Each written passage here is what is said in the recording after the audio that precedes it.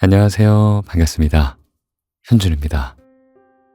날씨가 요즘 많이 덥지 않나요? 그래서 참 큰일이다 하는 생각이 들면서 생활하고 있습니다. 몸 관리 잘해야 될 것 같아요. 저는 밤에 자기 전에 에어컨을 틀고 자서 그런지 아침만 되면 목이 좀 칼칼합니다. 이러다가 감기가 오는 건 아닌지 걱정이 되네요. 여러분들은 어떻게 주무세요? 밤에 잘 때? 저는 이제 에어컨을 틀고 자는데 제가 아는 직장 동료는 창문을 열어두고 잔대요. 맞바람식에 그렇게 해놓고 잔다는데, 그래서 제가 물었죠. 그러면 좀 꿉꿉하지 않아? 라고 물었는데 괜찮대요. 괜찮다고 합니다. 그래서 언제 저도 한번 문을 열고 한번 자볼까 생각하고 있습니다. 그래요. 요즘에 많은 분들이 나에게 괜찮냐고 물어본 적이 없었다 라는 책을 소개해줬던 그 영상을 굉장히 좋아라 해주시더라고요. 그 책의 제목이 많이들 공감이 되셨나 봐요. 저 같은 경우도 좀 먹고 살기 힘들어서 하루하루 좀 살기 바빠서 가장 먼저 내동댕이친 게 뭘까 생각해보면 나 자신이 아닐까 하는 생각이 많이 들더라고요. 나는 좀 더 무리해도 돼. 나는 좀 더 고생해야지. 이걸로 부족해. 하면서 늘 다그치기만 하고 그랬던 것 같아요. 내가 한 일을 칭찬해주고 좀 보듬어주고 잘했다고 기특하다고 쓰다듬어줬던 건 글쎄요, 기억이 많이 안 나네요. 있기는 있었겠죠. 기억이 많이 안 나네요. 맛있는 것도 사주고 좋아하는 영화도 보여주고 잠도 많이 자게 하고 그래야 될 텐데 말이죠. 그래요, 이게 뭐 제 얘기만은 아닐 겁니다. 많은 분들이 그런 연유로 내가 나를 못 챙겼네 하는 생각에 그 책을 많이들 들어주시는 게 아닐까 생각해봐요. 오늘 제가 가져온 책도 나를 좀 더 돌보아주자라고 말하는 책입니다. 정주현 작가님의 나에게 더 좋은 사람이 되고 싶어서 라는 책이에요. 예전에 한번 21년도인가요? 3년 전에 한번 소개해드린 적이 있던 책인데 굉장히 괜찮아서 다시 한번 이렇게 가져오게 되었습니다. 이 책의 저자 정주현 작가님은요, 26년차 라디오 작가로 일하고 계신데요. 이 책이 나온 게 21년이니까 지금은 29년차 라디오 작가로 일하고 계실지도 모르겠네요. 라디오 작가님이셔서 그런지 글이 되게 쉽게 잘 읽히더라고요. 라디오 작가라는 직업이 누군가에게 목소리로 읽힐 글을 쓰는 일이잖아요. 그래서 그런지 굉장히 편하게 잘 읽을 수 있었다고, 잘 소개할 수 있었다고 말씀드리고 싶습니다. 아마 구독자님들도 제가 소개해드리는 목소리를 들으면 평소보다 더 편안하네, 평소보다 더 잘 들어오네 하는 생각이 들지도 몰라요. 그래요. 우리가 지금까지 뭐 열심히 달려왔으니까, 되게 하루하루 벅차게 살아왔으니까 정말 이제 고생한 나에게 내가 좋아하는 것들, 내가 사랑하는 것들, 내가 아끼는 것들, 내가 아끼는 시간들 많이 많이 선물해 주자고요. 그게 정말 쉼이고 그게 정말 힐링일 것 같습니다.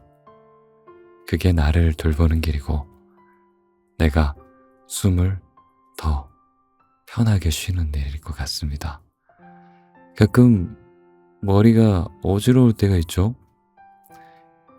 막 뒤에서 시간이 등 떠미는 것 같고, 그럴 때 내가 지금 호흡하고 있다 한번 생각해 보자고요. 내가 지금 숨 잘 쉬고 있고, 내가 천천히 숨 쉬고 들이마시고 내쉬고 지금 누구보다 편하다, 편안한 시간이다, 나만의 시간이다, 나의 캐렌시아에서 쉬고 있다 라고 생각해 보자고요. 그런 시간을 또 많이 만들자고요. 그러면 아마 머리 끝까지 철렀던 스트레스 지수가 아주 많이, 진짜 많이 내려올 거라고 생각합니다. 그래요. 오늘도 정말, 오늘만큼은 정말 편하게 주무시기 바랄게요. 아무 생각하지 말고 그냥 작가님이 이야기해주는 말에 귀를 기울여 보자고요. 그래요. 잘 자요. 안녕.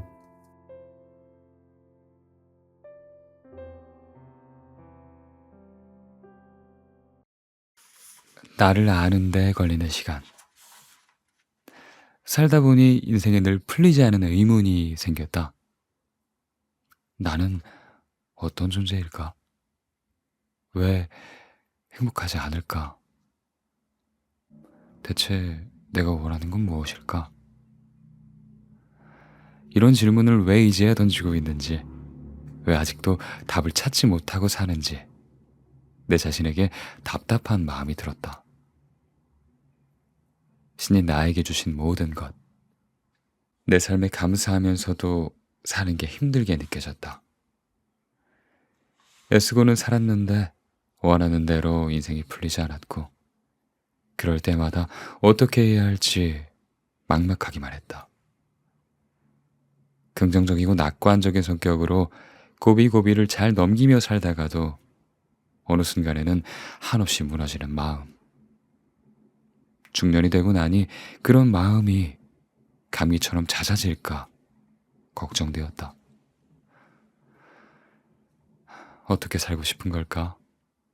삶의 안정감은 어디서 오는 걸까? 생각해보면 이런 질문을 진지하게 던져본 적도 없이 살아왔다. 어느 날 배우 윤여정 씨가 모든 것을 내 탓으로 돌려야 모든 게 설명된다 라고 한 말에 무척이나 공감을 했다. 세상 탓, 누구의 탓을 한다고 해도 소용없는 일. 그동안 살아온 결과물들과 현재의 모습들에 전혀 이해할 수가 없을 때 내 부족함부터 인정하면 모든 게 쉽게 설명되었다.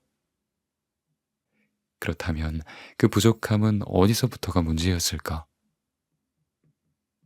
나란 사람에 대해 너무 몰랐고 무관심했고 나를 사랑할 줄 몰랐던 데 있었다는 생각이 들었다.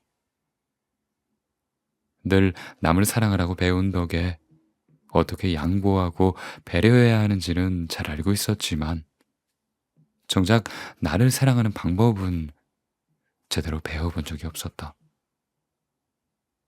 늘 나보다 상대에게 맞춰주는 편이 편했고 나의 행복을 타인을 통해 느낄 때가 많았다. 내가 주는 게 받는 것보다 훨씬 즐거웠고 줌으로써 내 존재감을 과시하고 인정받고 싶은 욕구도 컸던 것 같다. 그런데 그런 내 진심이 누군가에게는 당연시되고 누군가는 받은 만큼 계산하려 들고 누군가는 비웃는 것 같고 모든 게 내 맘 같지 않았다. 어느 날 남들에게 잘해주는 내 모습을 보며 한 지인의 말은 정말 충격이었다. 너 노예 근성 있니? 더 이상 주는 것이 행복하고 기쁘지만도 않았다. 언제부턴가 나는 왜 이렇게 매번 소모되면서 실속 없는 삶을 살아가고 있을까? 이게 정말 내가 원한 삶일까? 하고 끝없이 나와 대화를 나누다 보니 정말 이건 아니라는 생각이 들었다. 나는 왜 나로서 제대로 사랑받지 못하고 행복을 모르고 살아가는지 화가 나기도 했다. 이제부터 나는 어떻게 살아가고 싶은지, 어떻게 살아가야 행복할지, 어떻게 날 사랑할 수 있을지 그 답을 찾아가면서 살아야겠다는 단호한 마음이 뒤늦게 찾아들기 시작했다. 이제라도 내가 날 사랑하기로 했다. 그러기 위해 난 나의 정체성을 찾기에 나섰다. 어? 마흔 중반을 넘기는 나이에 정체성 찾는다고? 너 영화를 아주 많이 보더라 아주. 주변에 이런 반응도 당연하긴 당연하다. 사춘기 때부터 고민했을 정체성 찾기를 아직까지 해야 한다니. 하지만 나이를 먹었다고 해서 모두가 철들고 성숙하게 살아가는 것도 아니듯 정체성은 생물학적인 나이와 무관한 개개인의 문제다. 우연히 읽은 세상에서 가장 느린 것들이란 시를 보면서 마지막 한 줄에 크 하는 웃음과 함께 그냥 나를 읽은 듯했다. 세상에서 가장 느린 것들. 미워하는 사람이 좋아지는 데 걸리는 시간. 사랑하는 연인이 다가오는 전철. 엘리베이터 문 닫히기를 기다리는 3초. 주문한 음식 기다리는 시간. 용서하는 시간. 월급날. 그리고 나 자신을 아는데 걸리는 시간. 나를 아는데 얼마나 많은 시간이 걸릴지 모르겠지만 죽기 전에 정체성을 찾고 좀 더 완성된 내가 되었으면 좋겠다. 서툴고 부족해서 겪었던 많은 인생의 불운과 시행착오들이 결코 회한으로 남지 않는 삶. 미완성일지라도 묘비에 죽는 날까지 열심히 부끄럽지 않게 살았다 정도는 새길 수 있는 삶. 그 정도면 의미가 있을 것 같다. 그래서 중년의 한복판에 접어든 지금 나는 많이 고민하고 많이 변화하는 삶을 살아간다. 매일 거울을 보면서 얼굴에 나타나는 주름살만 볼 게 아니라 내 마음이 어떤 상태인지, 나에게 소홀한 부분은 없는지 마음을 비춰보려고 한다. 어차피 인생은 마음대로 되는 게 아니었다. 원하는 대로 끌고 가려고 해도 결코 원하는 방향으로 따라오지 않았다. 어쩌면 평생 원하는 답을 구하지 못하고 살아갈 수도 있다. 하지만 나조차 나에게 소홀했던 때와 지금은 다르고 내 마음이 변하기 시작하면서 삶의 많은 부분이 분명 조금씩 바뀌고 있다.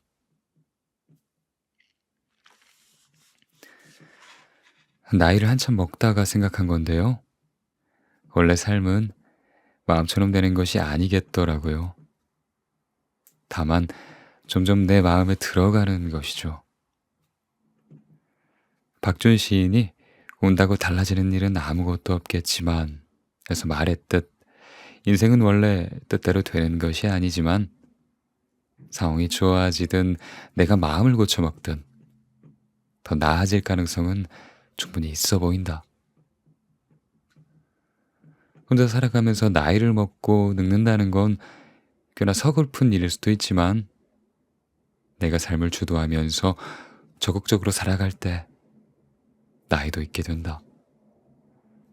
30살 때보다 40살에 더 행복해졌고 40살보다 50살에 더 행복해질 수 있음을 믿는다.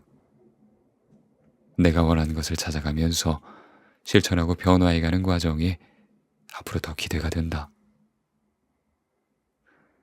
배우자가 있는 사람들은 서로를 위하는 마음으로 열심히 살겠지만 나는 그런 인생과 미련 없이 작별했다. 나는 나와 평생 살아가야 하기에 나를 더 소중하게 여겨야 함을 느낀다. 누구보다 나의 행복을 추구하고 나부터 돌보는 것. 그것이 결국 부모 형제들에게도 행복을 주는 일이 되고 주변 누구에게나 따뜻하고 다정한 이웃이 되는 일이었다. 나를 사랑하면 내 안에 더 큰 사랑이 생긴다. 나에 대한 존엄이 결국 나는 행복할까? 하는 질문에 대한 답을 내려줄 거라 믿는다. 나는 반드시 행복해지겠다.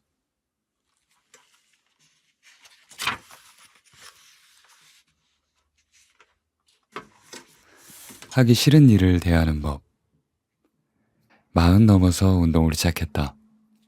초등학생 때 키가 크다는 이유만으로 농구부에 억지로 들어가 꽃게 자세로 이리저리 뛰어다니던 과거사를 빼면 내가 하는 운동은 숨쉬기 운동이 다였다. 중간중간 헬스장을 석 달씩 끊어보기도 하고 홈쇼핑에서 충동적으로 구매한 러닝머신을 들여놓기도 하고 수영을 잠시 배웠다가 배드민턴을 쳤다가 볼링을 쳤다가 그렇지만 한 번도 오래 가지를 못했다. 그러던 내가 이번엔 헬스장용 러닝머신과 사이클을 집에 들여놓고 운동을 시작했다. 주변에서는 왜 또 비싼 빨랫줄을 샀느냐고 놀리기도 했다. 하지만 이번에는 장비에 들인 돈만큼 각오가 남달랐다. 오래 앉아있는 게 점점 힘들어지고 나이살이 너무 쉽게 찌는 걸 더 이상 참을 수가 없었다. 작가라는 직업상 오래 앉아있는 걸 피할 수는 없지만 하루 15시간을 전으로 앉아있는 날이 잦아지면서 이대로 방치하다간 정말 병원비가 더 들지도 모를 것 같은 그런 불안감이 들었다. 무라카미 하루키는 직업으로서의 소설가에서 작가라는 직업에 대해 한없이 개인적이고 피지컬한 업이라고 했다.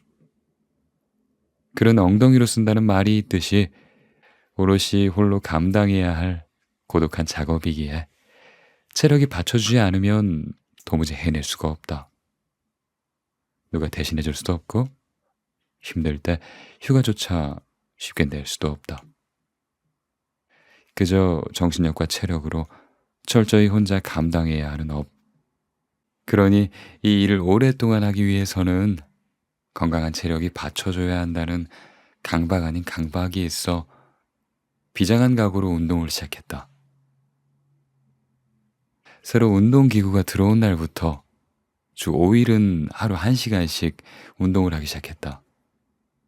새로 구입한 기구가 꽤 마음에 들었지만 그렇더라도 혼자 기기에 올라가 걷고 그리고 달리는 일이 재밌을 리 만무했다. 1시간 이렇게 긴 시간이었나? 매일 시계만 바라봤다. 사람은 어떤 의무감에 사로잡히면 청개구리 같은 묘한 심리가 발동한다.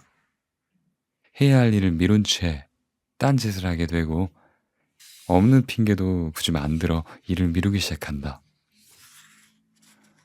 운동을 해야 하는 이유는 분명했지만 하지 않아도 될 이유 역시 굉장히 많았다. 유혹은 늘 더 힘이 셌다. 매일의 할 일도 쌓이고 TV나 영화를 보면서 뒹굴거리고 싶고 피곤해서 차라리 잠을 더 자고 싶어서 이 핑계 저 핑계를 대고 나면 늘 운동할 시간이 없다는 결론에 이르렀다. 누군가의 말이 맞았다. 운동은 시간이 있어서 하는 게 아니라 없는 시간을 내서라도 해야 한다. 나이가 들면서 답을 뻔히 알면서도 제대로 실천하지 않는 일이 생기면 스스로에 대한 실망감으로 이어지곤 한다. 새해 첫날만 되면 뭐든 할 것처럼 운동, 금연, 다이어트 등 수많은 계획을 세우지만 지키지 못한 채 소멸되거나 의미 없이 반복되는 일이 얼마나 많았던가. 좀 더 젊었을 시절엔 그런 시행착오조차 의미가 있었고 다시 하면 된다고 생각했다. 하지만 중년에 접어들고 이제 거의 50 가까운 나이를 바라보고 있노라니 언제까지 이렇게 시행착오를 거듭할 것인가? 나는 그저 불능인 것인가? 하는 생각과 함께 내 자신이 한없이 부끄럽고 그리고 한심하게 느껴지기도 한다. 이제 그런 실망스러운 과거를 끊어내고 크고 작은 성공의 경험만 쌓아가기에도 인생은 짧아졌다. 살면서 내 나름대로 터득한 방법 중 하나인데 보통 하기 싫은 일을 할 땐 그 일을 습관화시키려는 게 도움이 된다. 시간과 장소 등을 정해놓고 무조건 실행해서 기계적으로 그 일을 몸에 익히는 것이다. 언젠가 하기 싫은 일과 하고 싶은 일 중에 어떤 걸 먼저 할래? 하는 누군가의 질문을 받고 나는 하기 싫은 일 먼저 라고 답한 적이 있다. 매도 먼저 맞는 게 낫다고 하지 않던가.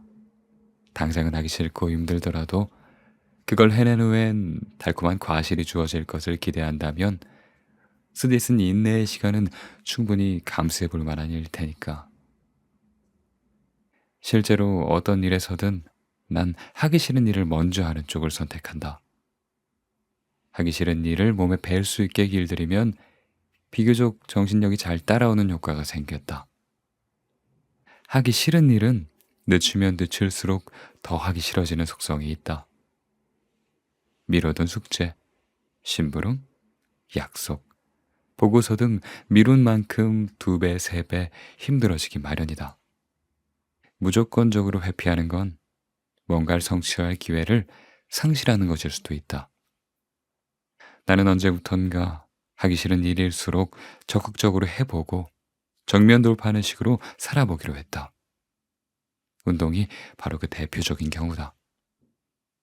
밤 12시에 방송이 끝나던 시절에는 천근만근인 몸을 이끌고 새벽 1시에 러닝머신 위에 올라섰다. 해야 한다는 생각과 하기 싫은 마음이 늘 밀당하듯 오갔다. 그러면서도 매일 4km를 걷고 200칼로리를 소모하는 생활을 습관화시키니 많은 변화가 찾아왔다. 언젠가 TV 프로그램에서 60대 몸짱 어르신이 헬스 트레이너로 활력 넘치게 사는 모습을 보았다. 식스팩을 장착한 몸이 도무지 그 나이대로 보이지가 않았다. 사연을 들어보니 50대 중반쯤 갱년기 우울증 때문에 운동을 시작해 제2의 전성기를 맞게 됐다고 한다. 그 방송을 보면서 생각했다. 어느 날 내가 직장 생활을 하지 못하는 그런 불행이 닥친다면 운동이라도 열심히 해서 또 다른 멋진 인생을 살아볼 수도 있겠구나. 땀 흘린 만큼 성취감을 주는 운동이야말로 도전해볼 가치가 있다. 일상의 변화가 필요할 때, 자존감을 회복하고 싶을 때, 주변 사람들에게 운동을 적극 권하게 되었다. 운동에 전혀 취미가 없던 내가 말이다. 나는 운동과의 이 연애가 평생 갈 것 같다.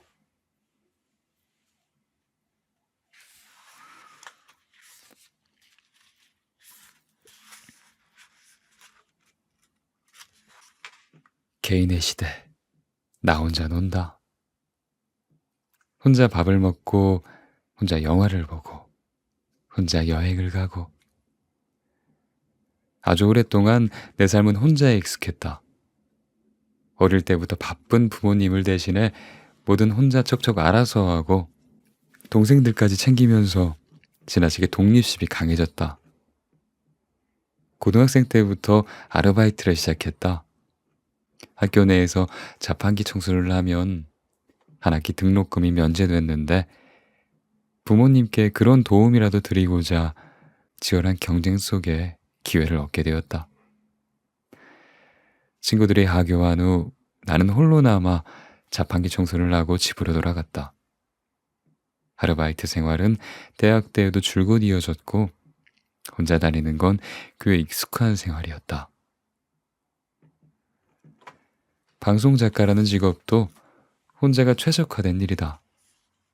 어느 방송사에서 일을 해도 프리랜서이기 때문에 부장님이 짜장면 먹자면 먹고 등산 가자면 가는 그런 집단적인 조직 생활에 끌려다닐 필요가 거의 없었다.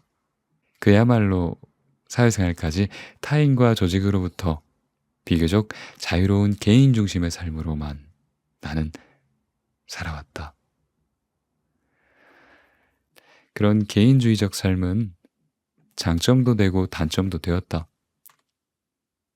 장점은 역시 무슨 일이든 스스로 알아서 하고 누구에게 의지하거나 아쉬운 소리를 하지 않아도 된다는 거. 그래서 남에게 폐를 끼치지도 않지만 남이 나를 성가시게 하는 것도 싫었다. 또 성격상 하나를 받으면 하나를 돌려주거나 더 줘야 직성이 풀리는 성격이라서 개인주의자지만 남에게 좀 더 득이 되는 일을 하는 편이었다. 그런 장점은 고스란히 단점도 됐다. 싫은 일은 절대로 하기 싫고, 싫은 사람은 절대 보기도 싫고, 남의 일에 대해 대체로 관심이 없다. 그런데 사회생활을 하면서 싫은 일이라고 안 할 수도 없고, 싫은 사람이라고 다 피할 수도 없고, 남의 일에 지나치게 무관심한 것도 때론 문제가 되었다. 집단과 우리가 강조되는 분위기에서 나같이 개인주의적 성향이 강하면 마치 이기주의처럼 취급되거나 비난받을 만한 일이 되는 것 같았다. 학교, 군대 등 조직에서 길들여진 뿌리 깊은 집단의식 속에서 개인주의는 좀처럼 존중받기 어려워 보였다. 그런데 사회가 비대면 사회로 전환되자 자연스럽게 혼자 지내는 삶이 요구되었다. 이제는 모두와 거리를 두고 혼자 밥을 먹고 혼자 다니라고 하는 세상. 혼자 영화 보고 혼자 술 먹는 것이 어색했던 사람들도 혼자 노는 재미가 뭔지 알아가기 시작했다. 굳이 누군가가 필요치 않은 삶으로의 큰 변화. 늘 타인과 조직으로부터 비교적 자유로웠던 나에겐 굳이 적응할 것도 없는 내 생활 그 자체였다. 보통 혼자 고깃집에 갈 용기는 내게 어렵다고들 하는데 나는 정말 아무렇지 않게 고기를 2인분 시킨다. 그리고 혼자 2인분을 다 구워 먹는다. 난 그 시간이 아주 편하고 만족스럽다. 혼자만의 시간을 아주 마음껏 즐긴다. 정말 생각보다 남의 시선에서 자유롭게 혼자를 누리지 못하는 사람들이 세상에 많은 것 같다. 이제 이런 시선과 분위기도 점차 사라지고 혼자 고깃집 가는 일도 점차 자연스러워질 것이다. 원하든 원하지 않든 우리는 앞으로 타인과 조금 더 거리를 두고 살아가게 될 것이다. 남보다 나를 좀 더 중심에 두고 원하는 것들을 선택할 수 있게 되고 집단과 우리 속에 밀려나 있던 개인들이 자기 행복을 추구하는데 좀 더 적극적으로 변할 것이다. 혼자의 삶이 사회와 타인의 시선으로부터 좀 더 자유로워질 것이다. 누군가에게 내 행복을 의존하면 정말 즐길 수 있는 세상에 한계가 있다. 어느 날 누가 운전을 해줘야 교회에 드라이브에 간다는 사람에게 직접 운전을 하지 그러냐 라고 말했더니 운전에 자신이 없다고 했다. 그럼 그 사람이 즐길 수 있는 세상은 딱 누군가가 데려다 주는 범위까지, 딱 거기까지다. 누군가가 나를 원하는 곳으로 데려다 주지 않으면 서운하고 외로워지는 감정도 느껴야 한다. 하지만 스스로 할 줄 아는 게 많아지면 정말 즐길 수 있는 세상이 그만큼 넓어진다. 인생은 결국 혼자서 사는 것이다. 혼자 있어도 외롭고 누군가 곁에 있어도 외롭긴 마찬가지다. 그래서 누군가 곁에 있어도 독립된 내가 중요하다. 사람들로부터 거리를 두고 홀로 서 있어도 흔들림 없는 내 삶을 살 수 있을 때 그때 비로소 행복해진다. 남의 시선에서 좀 더 자유로워질 때 더 인생을 즐길 수 있다. 나는 혼자를 즐기면서 훨씬 더 자유롭고 더 행복하다. 내 세상은 나로 인해 계속해서 넓어지고 있다.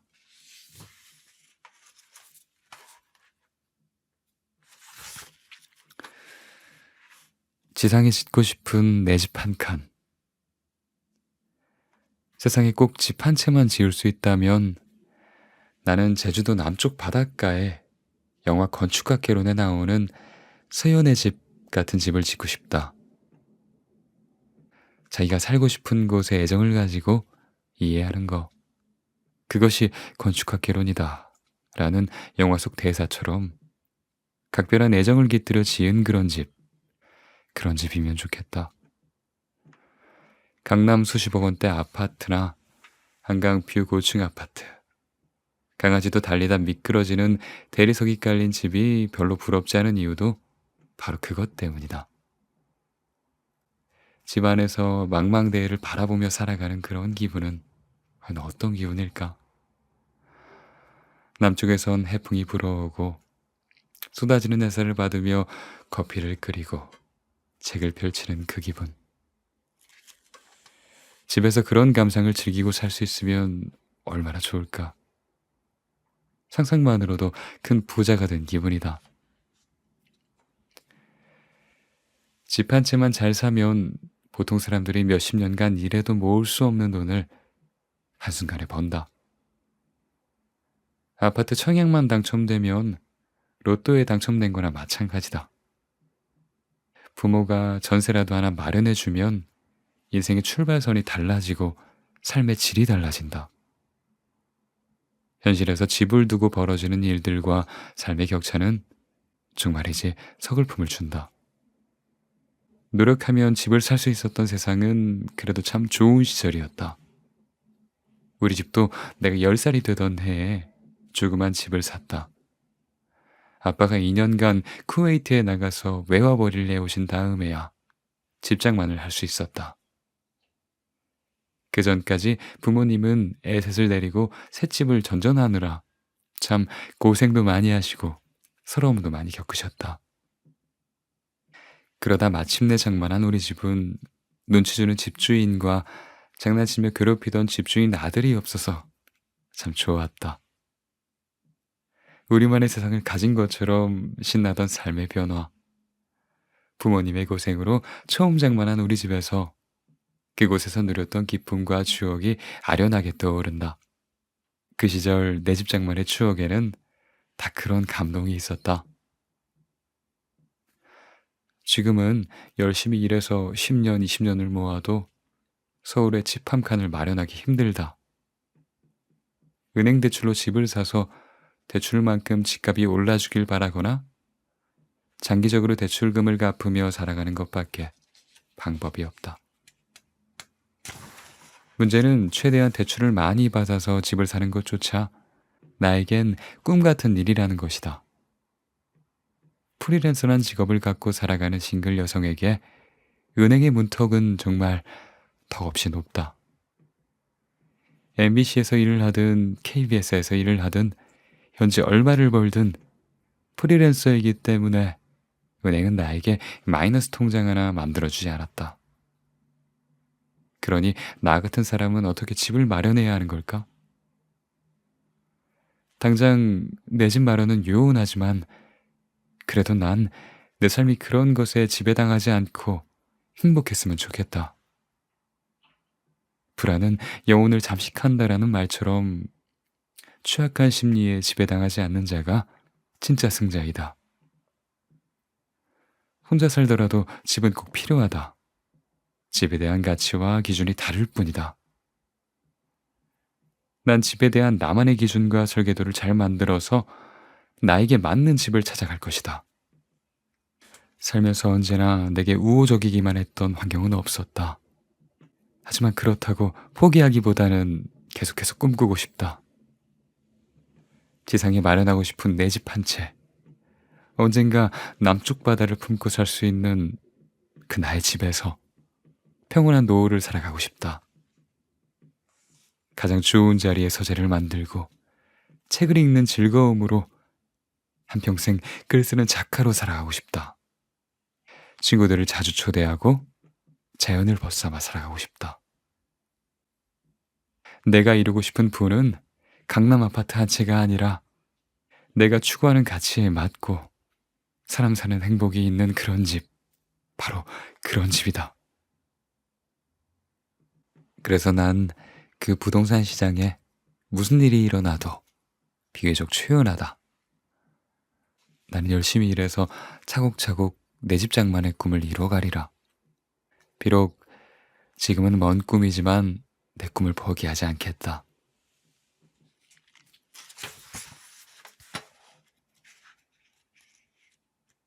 안녕, 나의 고독한 밤이여. 나는 어릴 때부터 겁이 많았다. 어둠과는 좀처럼 친해지기가 어려웠다. 학창시절 우리 집은 단독주택이라 버스 정류장에서 2분 정도는 들어가는 골목 안에 그곳에 있었다.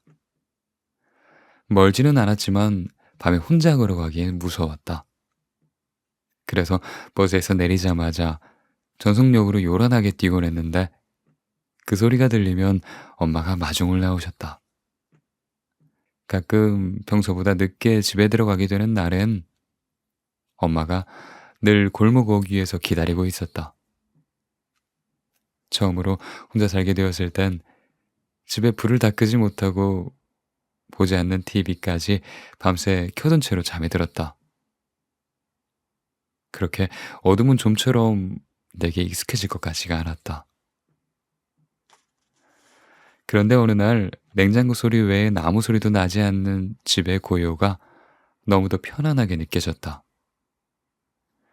일을 하다 보니 늦은 밤이 됐고 주변이 어두워졌는데 그 무서운 적막감을 깨는 내 키보드 소리. 이전 같으면 소름이 돋았을지도 모르겠지만 이상하게 그 적막감이 평온함을 주었다. 하던 일을 멈추고 주변 어둠 속에 기대 음악을 한 곡 들었다. 이제 하루 종일 적막과 고요 속에 놓여 있다가 어두운 밤이 찾아와도 차분한 안정과 여유가 생기기 시작했다. 그날부터 나는 뉴스를 보는 시간 정도 외엔 더 이상 TV를 켜놓지 않았다. 집안의 불빛들도 조금씩 줄여나갔다. 온 집안이 환한 것을 좋아했지만 조도를 낮추거나 조명을 꺼도 더 이상 두렵지가 않았다. 어느 날부터 조명과 TV를 모두 끈 채 어둠을 베고 편안히 잠들기 시작했다. 오히려 조명과 TV 소음, 음악 소리가 불편하게 느껴지기 시작했다. 어둠과 친해지니 비로소 내가 어른이 된 것 같은 그런 기분이 들었다. 밤마다 불안해하고 약해지던 마음은 온데간데 없이 사라지고 어느 길을 만나든 더 이상 두려움에 젖어 뛰어가지 않고 나의 속도대로 걸어갈 수 있는 용기로 채워지기 시작했다. 엄마 품에선 진작 떠나왔지만 여전히 밤이 두려워 엄마를 부르던 아이가 비로소 성장한 것 같은 기분이랄까? 어둠과 친해지고 나니 몰입의 힘이 강해진다. 불필요한 소음과 빛 공해를 차단하고 나니 오히려 눈과 귀가 예민해지면서 책을 읽거나 음악을 듣거나 일을 하거나 모든 일에 더 깊이 있게 들어간다. 일부러 스탠드 조명 하나 정도만 켜두고 최대한 어둠을 살리는 공간 연출로 몰입의 힘을 즐기게 된다. 어둠과 친해지니 이제야 비로소 보인다. 내 침대에 누우면 눈앞에 걸리는 휘영청 밝은 보름달이 달빛이 이토록 환했던가. 미처 몰랐던 신비로움과 경이로움을 발견했다. 그 환상 속에서 온갖 잡념과 몽상을 펼치는 시간이 더없이 행복하다. 우주에서 전해지는 소리라도 듣게 될 것 같은 그런 밤. 비로소 고독해졌다. 아주 매혹적으로. 외롭다고 하면 나의 감정과는 맞지 않는 고통이지만 고독은 오롯이 나 혼자 즐기는 즐거움이다. 나는 외롭지 않고 고독했다. 고독 속에서 그날그날 찾아드는 나만의 감정이 있다. 날씨에 따라 달라지는 감성과 일상에서 느꼈던 하루의 다양한 기분. 예술가들이 작품을 접하고 영화를 보면서 느끼는 희노애락. 어둠이 내리고 밤의 시간으로 접어들면 그런 감정들이 날 혼자 울게 했고 춤추게 했고 독백하게 했고 글을 쓰게 했다. 고독한 밤은 가장 좋은 친구이자 가장 사랑하게 된 시간이다. 혼자 살면서 더 이상 극복할 수 없는 일은 내게 없었다. 밤이 내리면 힘들었던 하루를 모두 위안받는다. 와인잔을 꺼낸다. 고독해서 좋은 밤. 밤이 모자란다.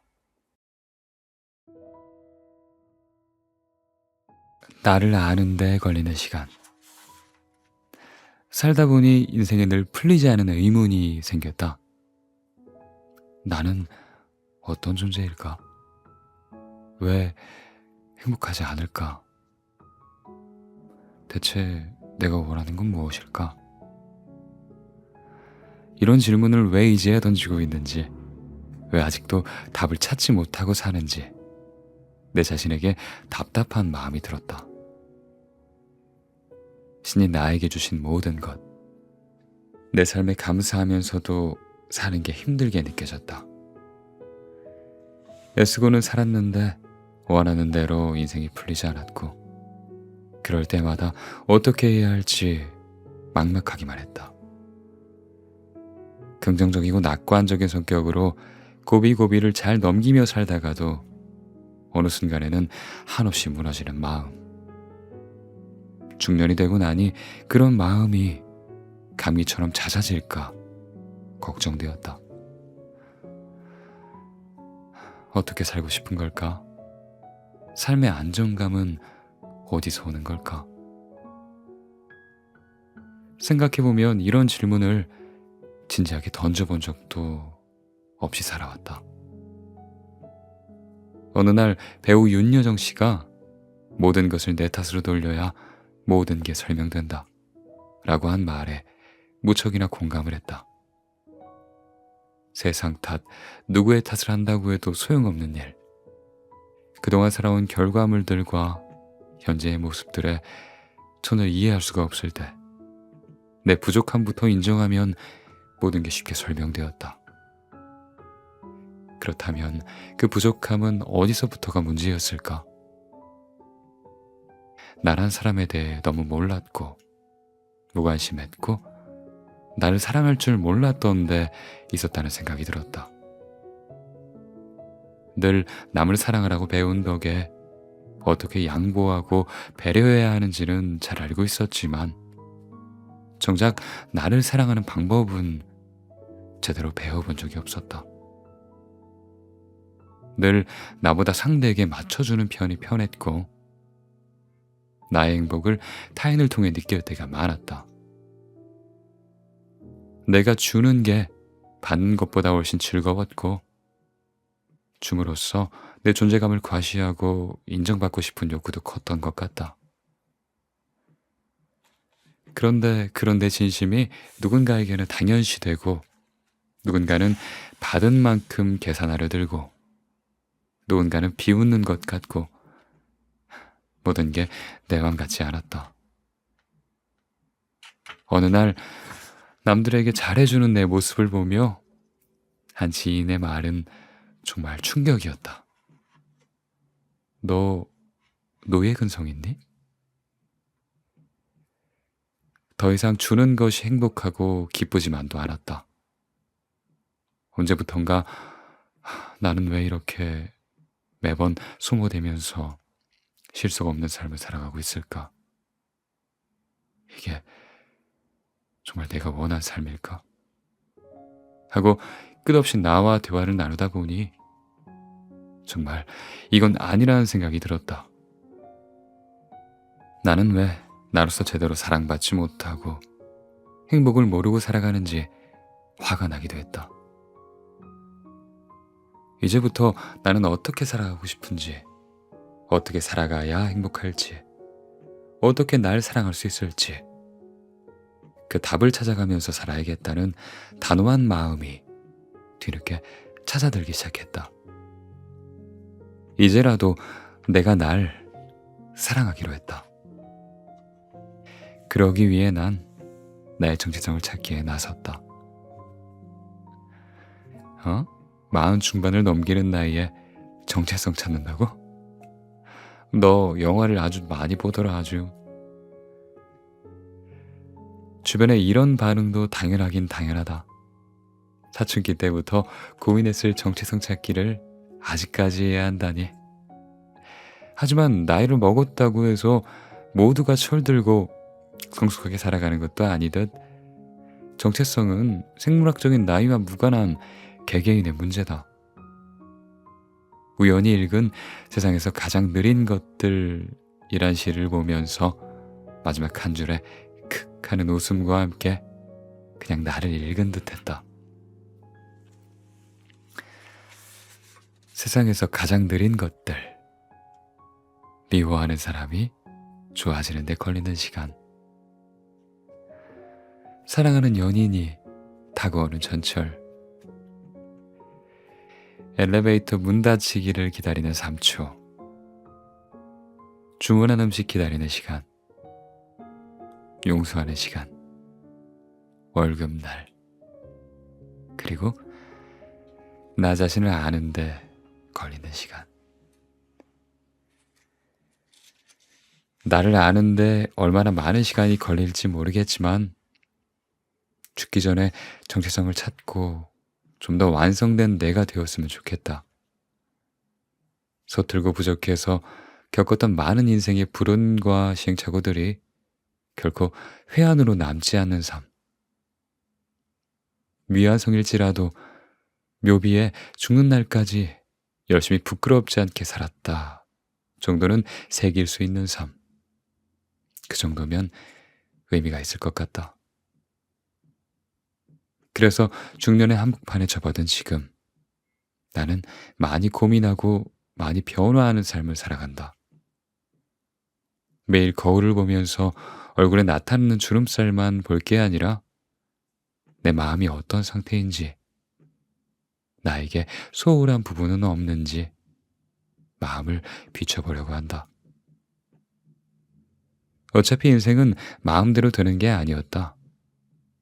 원하는 대로 끌고 가려고 해도 결코 원하는 방향으로 따라오지 않았다. 어쩌면 평생 원하는 답을 구하지 못하고 살아갈 수도 있다. 하지만 나조차 나에게 소홀했던 때와 지금은 다르고 내 마음이 변하기 시작하면서 삶의 많은 부분이 분명 조금씩 바뀌고 있다.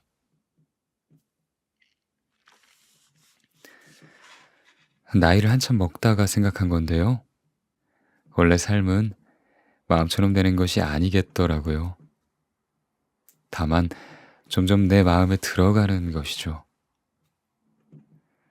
박준 시인이 온다고 달라지는 일은 아무것도 없겠지만 해서 말했듯 인생은 원래 뜻대로 되는 것이 아니지만 상황이 좋아지든 내가 마음을 고쳐먹든 더 나아질 가능성은 충분히 있어 보인다. 혼자 살아가면서 나이를 먹고 늙는다는 건 꽤나 서글픈 일일 수도 있지만 내가 삶을 주도하면서 적극적으로 살아갈 때 나이도 있게 된다. 30살 때보다 40살에 더 행복해졌고 40살보다 50살에 더 행복해질 수 있음을 믿는다. 내가 원하는 것을 찾아가면서 실천하고 변화해가는 과정이 앞으로 더 기대가 된다. 배우자가 있는 사람들은 서로를 위하는 마음으로 열심히 살겠지만 나는 그런 인생과 미련 없이 작별했다.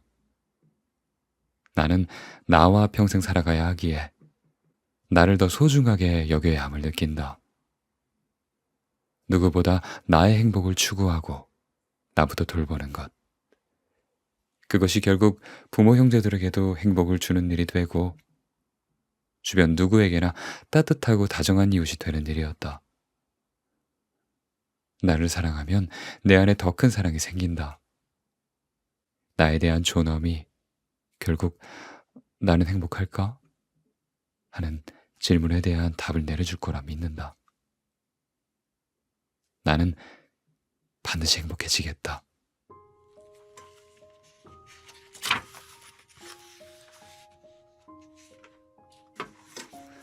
하기 싫은 일을 대하는 법.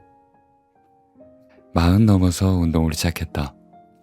초등학생 때 키가 크다는 이유만으로 농구부에 억지로 들어가 꽃게 자세로 이리저리 뛰어다니던 과거사를 빼면 내가 하는 운동은 숨쉬기 운동이 다였다.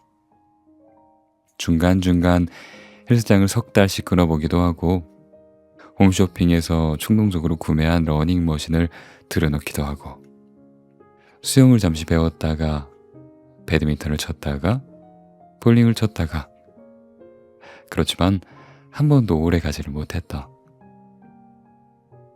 그러던 내가 이번엔 헬스장용 러닝머신과 사이클을 집에 들여놓고 운동을 시작했다.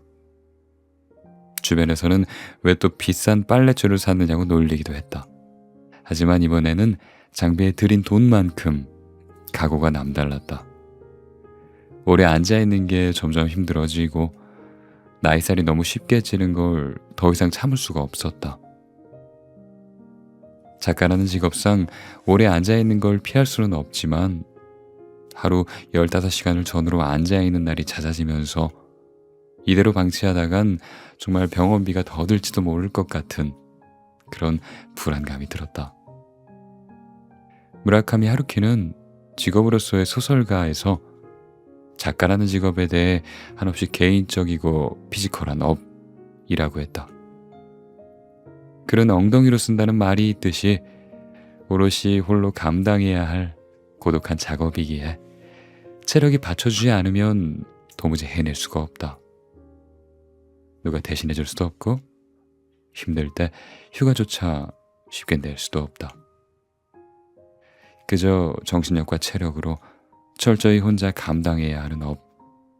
그러니 이 일을 오랫동안 하기 위해서는 건강한 체력이 받쳐줘야 한다는 강박 아닌 강박이 있어 비장한 각오로 운동을 시작했다. 새로 운동기구가 들어온 날부터 주 5일은 하루 1시간씩 운동을 하기 시작했다. 새로 구입한 기구가 꽤 마음에 들었지만 그렇더라도 혼자 기기에 올라가 걷고 그리고 달리는 일이 재밌을 리 만무했다. 1시간 이렇게 긴 시간이었나? 매일 시계만 바라봤다. 사람은 어떤 의무감에 사로잡히면 청개구리 같은 묘한 심리가 발동한다. 해야 할 일을 미룬 채 딴짓을 하게 되고 없는 핑계도 굳이 만들어 일을 미루기 시작한다. 운동을 해야 하는 이유는 분명했지만 하지 않아도 될 이유 역시 굉장히 많았다. 유혹은 늘 더 힘이 셌다. 매일의 할 일도 쌓이고 TV나 영화를 보면서 뒹굴거리고 싶고 피곤해서 차라리 잠을 더 자고 싶어서 이 핑계에 저 핑계를 대고 나면 늘 운동할 시간이 없다는 결론에 이르렀다. 누군가의 말이 맞았다. 운동은 시간이 있어서 하는 게 아니라 없는 시간을 내서라도 해야 한다. 나이가 들면서 답을 뻔히 알면서도 제대로 실천하지 않는 일이 생기면 스스로에 대한 실망감으로 이어지곤 한다. 새해 첫날만 되면 뭐든 할 것처럼 운동, 금연, 다이어트 등 수많은 계획을 세우지만 지키지 못한 채 소멸되거나 의미 없이 반복되는 일이 얼마나 많았던가. 좀 더 젊었을 시절엔 그런 시행착오조차 의미가 있었고 다시 하면 된다고 생각했다. 하지만 중년에 접어들고 이제 거의 50 가까운 나이를 바라보고 있노라니 언제까지 이렇게 시행착오를 거듭할 것인가? 나는 그저 불능인 것인가? 하는 생각과 함께 내 자신이 한없이 부끄럽고 그리고 한심하게 느껴지기도 한다. 이제 그런 실망스러운 과거를 끊어내고 크고 작은 성공의 경험만 쌓아가기에도 인생은 짧아졌다. 살면서 내 나름대로 터득한 방법 중 하나인데 보통 하기 싫은 일을 할 땐 그 일을 습관화시키려는 게 도움이 된다. 시간과 장소 등을 정해놓고 무조건 실행해서 기계적으로 그 일을 몸에 익히는 것이다. 언젠가 하기 싫은 일과 하고 싶은 일 중에 어떤 걸 먼저 할래? 하는 누군가의 질문을 받고 나는 하기 싫은 일 먼저 라고 답한 적이 있다.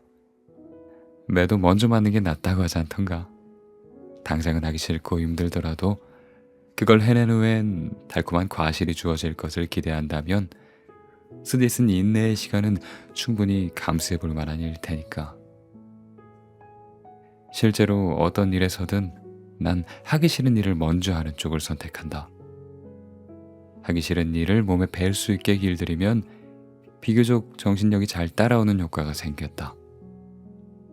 하기 싫은 일은 늦추면 늦출수록 더 하기 싫어지는 속성이 있다. 미뤄둔 숙제, 심부름, 약속, 보고서 등 미룬 만큼 2배, 3배 힘들어지기 마련이다.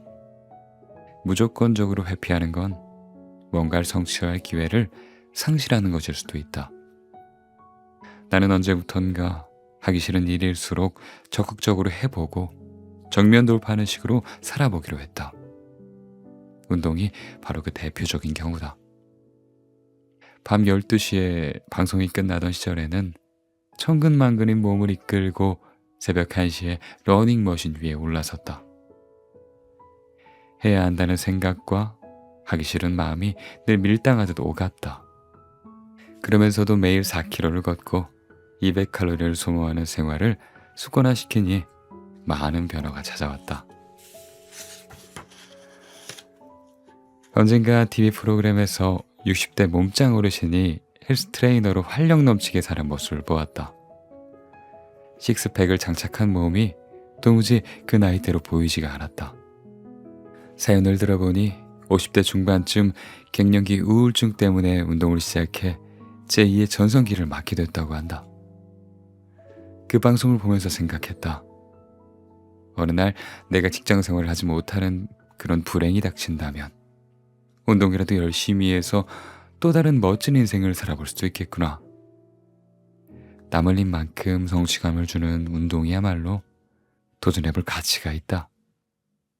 일상의 변화가 필요할 때, 자존감을 회복하고 싶을 때 주변 사람들에게 운동을 적극 권하게 되었다.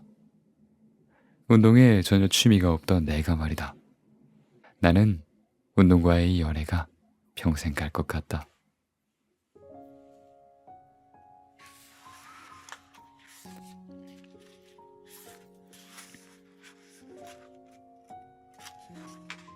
개인의 시대, 나 혼자 논다. 혼자 밥을 먹고, 혼자 영화를 보고, 혼자 여행을 가고.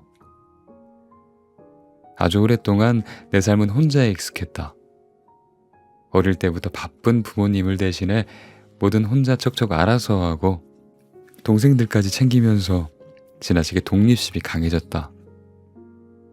고등학생 때부터 아르바이트를 시작했다.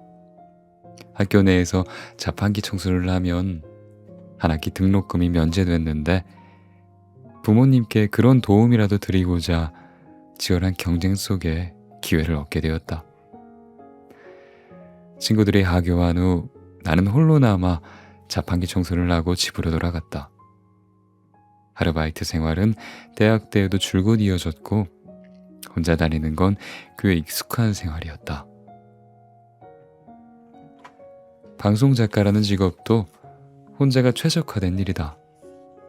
어느 방송사에서 일을 해도 프리랜서이기 때문에 부장님이 짜장면 먹자면 먹고 등산 가자면 가는 그런 집단적인 조직 생활에 끌려다닐 필요가 거의 없었다. 그야말로 사회생활까지 타인과 조직으로부터 비교적 자유로운 개인 중심의 삶으로만 나는 살아왔다. 그런 개인주의적 삶은 장점도 되고 단점도 되었다. 장점은 역시 무슨 일이든 스스로 알아서 하고 누구에게 의지하거나 아쉬운 소리를 하지 않아도 된다는 거. 그래서 남에게 폐를 끼치지도 않지만 남이 나를 성가시게 하는 것도 싫었다. 또 성격상 하나를 받으면 하나를 돌려주거나 더 줘야 직성이 풀리는 성격이라서 개인주의자지만 남에게 좀 더 득이 되는 일을 하는 편이었다. 그런 장점은 고스란히 단점도 됐다. 싫은 일은 절대로 하기 싫고 싫은 사람은 절대 보기도 싫고 남의 일에 대해 대체로 관심이 없다. 그런데 사회생활을 하면서 싫은 일이라고 안 할 수도 없고 싫은 사람이라고 다 피할 수도 없고 남의 일에 지나치게 무관심한 것도 때론 문제가 되었다. 집단과 우리가 강조되는 분위기에서 나같이 개인주의적 성향이 강하면 마치 이기주의처럼 취급되거나 비난받을 만한 일이 되는 것 같았다.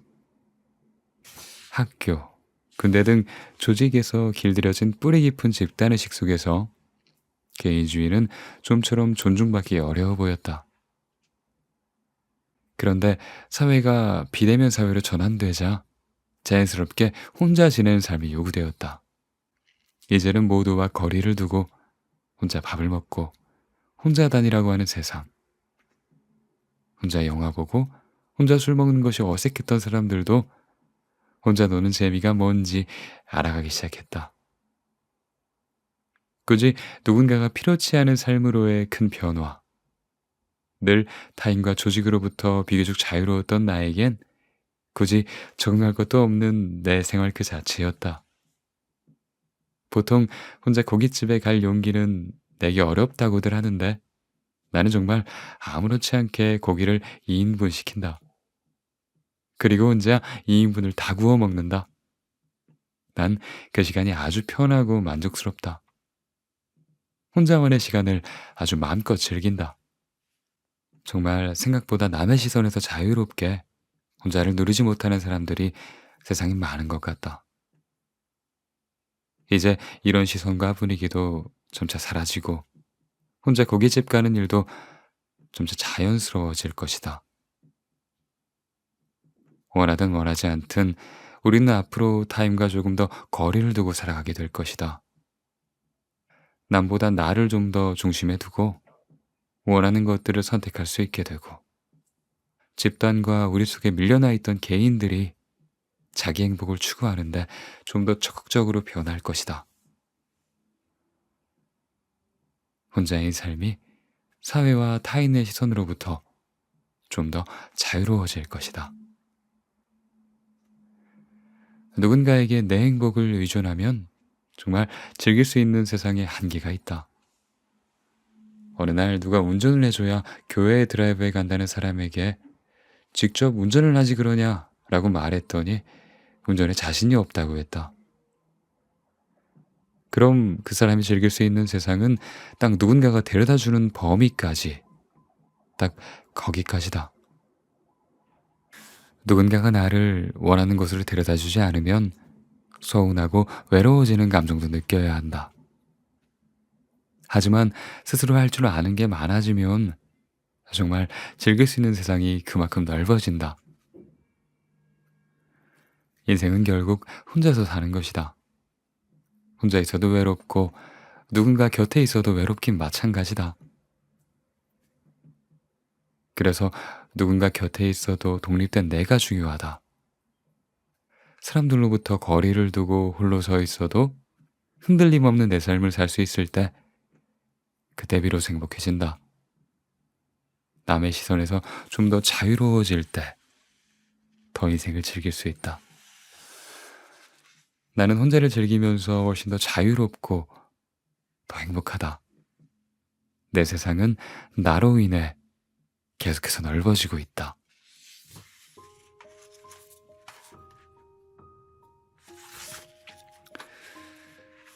지상에 짓고 싶은 내 집 한 칸.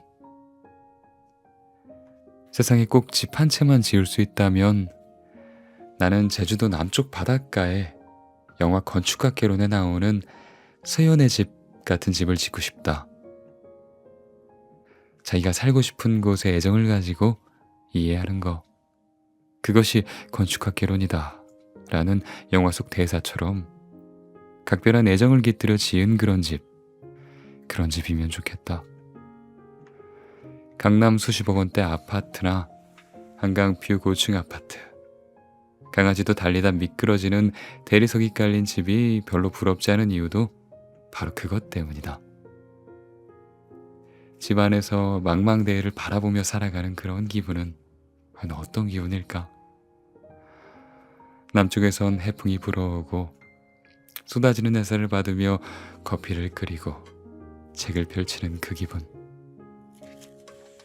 집에서 그런 감상을 즐기고 살 수 있으면 얼마나 좋을까? 상상만으로도 큰 부자가 된 기분이다.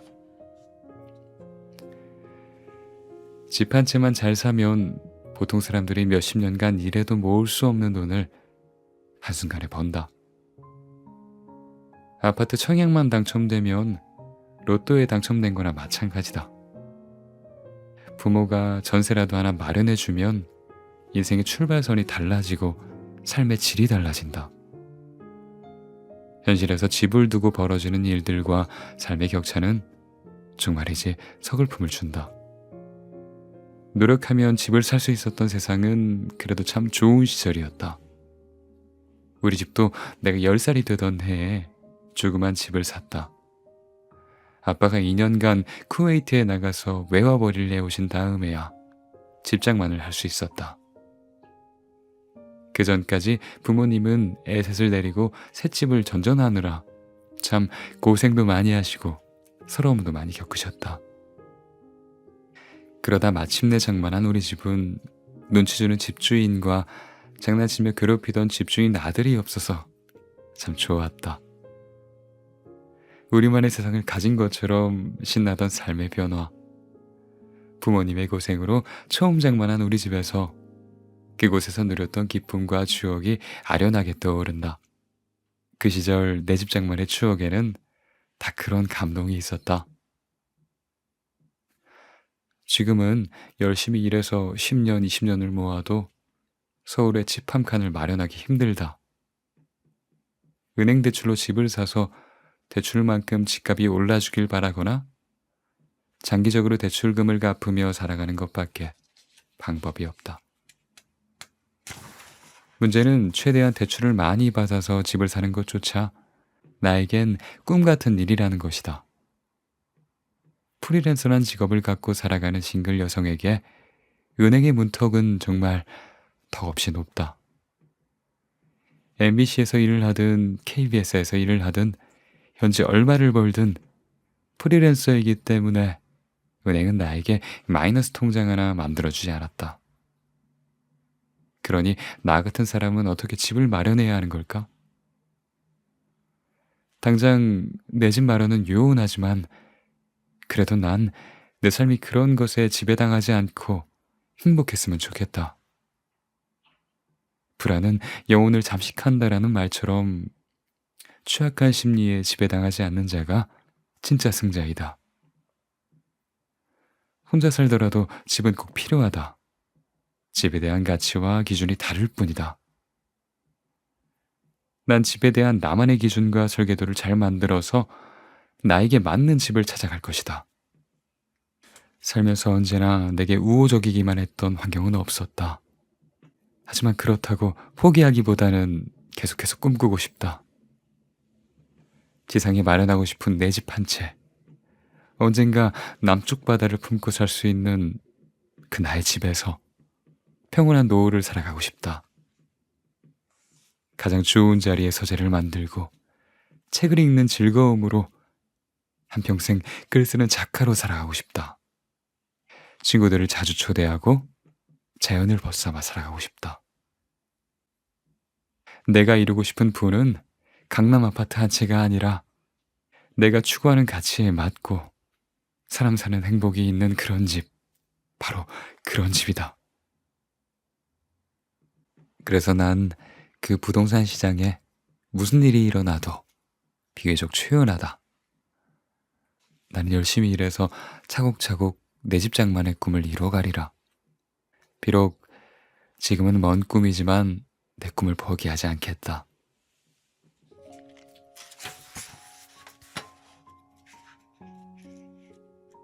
안녕, 나의 고독한 밤이여. 나는 어릴 때부터 겁이 많았다. 어둠과는 좀처럼 친해지기가 어려웠다. 학창시절 우리 집은 단독주택이라 버스 정류장에서 2분 정도는 들어가는 골목 안에 그곳에 있었다. 멀지는 않았지만 밤에 혼자 걸어가기엔 무서웠다. 그래서 버스에서 내리자마자 전속력으로 요란하게 뛰곤 했는데 그 소리가 들리면 엄마가 마중을 나오셨다. 가끔 평소보다 늦게 집에 들어가게 되는 날엔 엄마가 늘 골목 어귀에서 기다리고 있었다. 처음으로 혼자 살게 되었을 땐 집에 불을 다 끄지 못하고 보지 않는 TV까지 밤새 켜둔 채로 잠이 들었다. 그렇게 어둠은 좀처럼 내게 익숙해질 것 같지가 않았다. 그런데 어느 날 냉장고 소리 외에 아무 소리도 나지 않는 집의 고요가 너무도 편안하게 느껴졌다. 일을 하다 보니 늦은 밤이 됐고 주변이 어두워졌는데 그 무서운 적막감을 깨는 내 키보드 소리. 이전 같으면 소름이 돋았을지도 모르겠지만 이상하게 그 적막감이 평온함을 주었다. 하던 일을 멈추고 주변 어둠 속에 기대 음악을 한 곡 들었다. 이제 하루 종일 적막과 고요 속에 놓여 있다가 어두운 밤이 찾아와도 차분한 안정과 여유가 생기기 시작했다. 그날부터 나는 뉴스를 보는 시간 정도 외엔 더 이상 TV를 켜놓지 않았다. 집안의 불빛들도 조금씩 줄여나갔다. 온 집안이 환한 것을 좋아했지만 조도를 낮추거나 조명을 꺼도 더 이상 두렵지가 않았다. 어느 날부터 조명과 TV를 모두 끈 채 어둠을 베고 편안히 잠들기 시작했다. 오히려 조명과 TV 소음, 음악 소리가 불편하게 느껴지기 시작했다. 어둠과 친해지니 비로소 내가 어른이 된 것 같은 그런 기분이 들었다. 밤마다 불안해하고 약해지던 마음은 온데간데 없이 사라지고 어느 길을 만나든 더 이상 두려움에 젖어 뛰어가지 않고 나의 속도대로 걸어갈 수 있는 용기로 채워지기 시작했다. 엄마 품에선 진작 떠나왔지만 여전히 밤이 두려워 엄마를 부르던 아이가 비로소 성장한 것 같은 기분이랄까? 어둠과 친해지고 나니 몰입의 힘이 강해진다. 불필요한 소음과 빛 공해를 차단하고 나니 오히려 눈과 귀가 예민해지면서 책을 읽거나 음악을 듣거나 일을 하거나 모든 일에 더 깊이 있게 들어간다. 일부러 스탠드 조명 하나 정도만 켜두고 최대한 어둠을 살리는 공간 연출로 몰입의 힘을 즐기게 된다.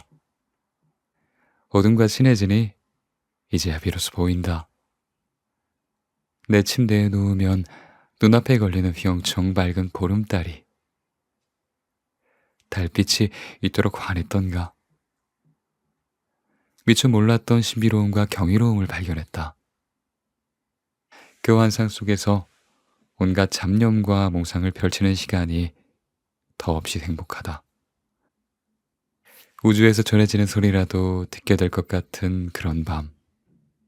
비로소 고독해졌다. 아주 매혹적으로. 외롭다고 하면 나의 감정과는 맞지 않는 고통이지만 고독은 오롯이 나 혼자 즐기는 즐거움이다. 나는 외롭지 않고 고독했다. 고독 속에서 그날그날 찾아드는 나만의 감정이 있다. 날씨에 따라 달라지는 감성과 일상에서 느꼈던 하루의 다양한 기분. 예술가들이 작품을 접하고 영화를 보면서 느끼는 희노애락. 어둠이 내리고 밤의 시간으로 접어들면 그런 감정들이 날 혼자 울게 했고 춤추게 했고 독백하게 했고 글을 쓰게 했다. 고독한 밤은 가장 좋은 친구이자 가장 사랑하게 된 시간이다. 혼자 살면서 더 이상 극복할 수 없는 일은 내게 없었다. 밤이 내리면 힘들었던 하루를 모두 위안받는다. 와인잔을 꺼낸다. 고독해서 좋은 밤. 밤이 모자란다.